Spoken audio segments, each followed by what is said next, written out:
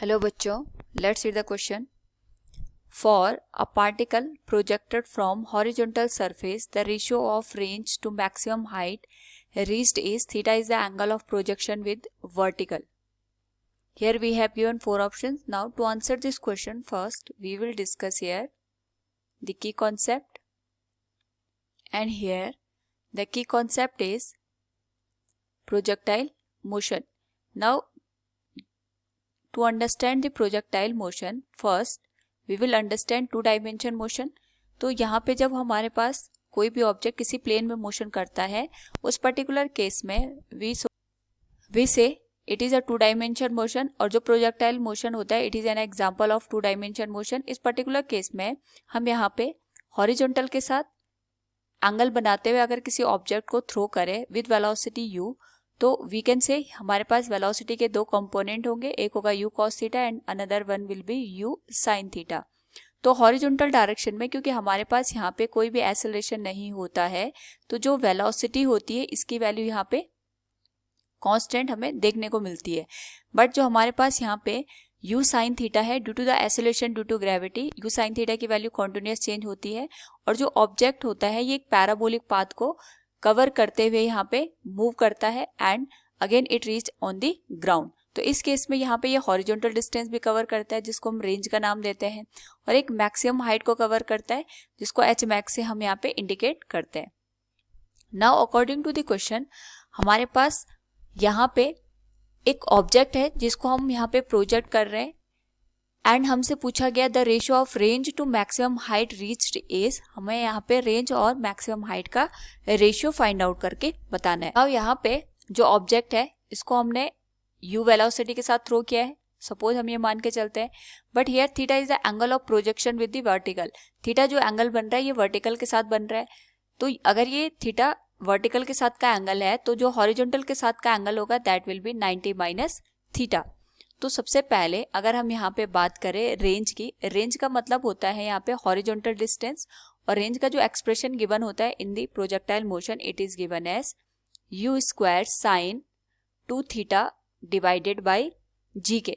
क्योंकि यहाँ पे थीटा की जो वैल्यू है ये 90 माइनस थीटा है, जो भी एंगल हम लेंगे ये हॉरिजॉन्टल के साथ जो एंगल बना होगा उसको हम कंसिडर करके चलेंगे. So it will be divided by g. ये आ गया हमारे पास यहाँ पे इक्वेशन नंबर फर्स्ट.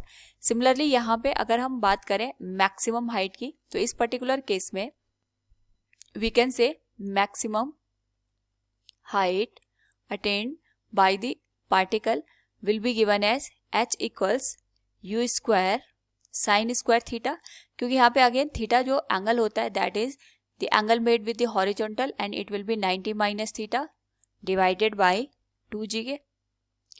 तो इसको हम यहाँ पे इक्वेशन नंबर सेकंड दे देते हैं.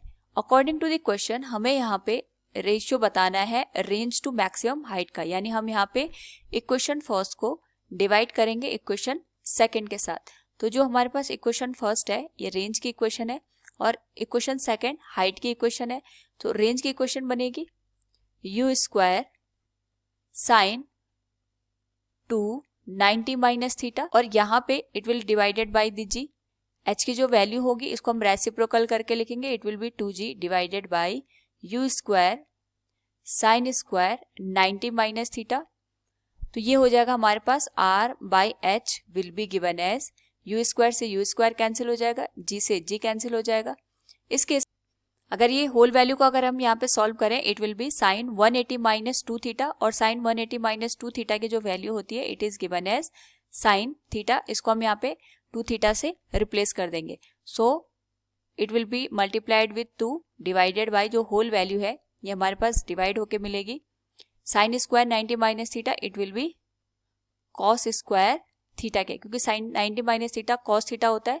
सो sine square 90 minus theta will be cos square theta. So the ratio of r by h will be sine 2 theta को हम यहाँ पे रिप्लेस कर सकते हैं 2 साइन थीटा कॉस थीटा से, and it will be multiplied with again 2 divided by cos square theta.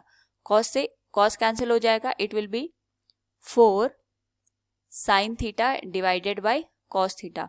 So the ratio of r by h will be 4 sin theta by cos theta, it will be r divided by h will be given as 4 tan theta.